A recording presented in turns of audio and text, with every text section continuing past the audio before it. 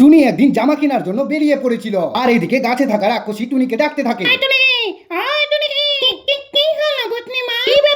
তোকে অনেকদিন ধরে দেখা যায়নি। না মামা, আমার শরীর ভালো ছিল না, এখন আমাকে প্রতিদিন দেখতে পাবে। আমি চললাম হাটে। হয়তনি তোর আজকে বিপদ আছে রে। টুনি সেই জামা কেনার জন্য পথ দিয়ে যেতে থাকে গান করতে করতে। মাটির টেম তাদের মাথায় গড়াচ্ছেন। এমা ভুলবুল তখন একজন রাক্ষস গাছের গোড়া থেকে বলে ওঠে, টুনি টুনি দাঁড়া।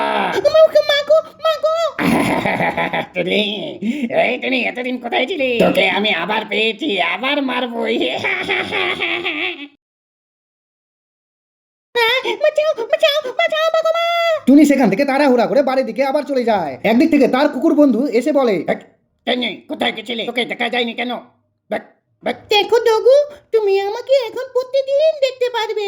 তুমি আমি দুজনেই মিলে এখন ভিডিও বানাবো, কেমন? হিন্দু হিন্দু বন্ধুরা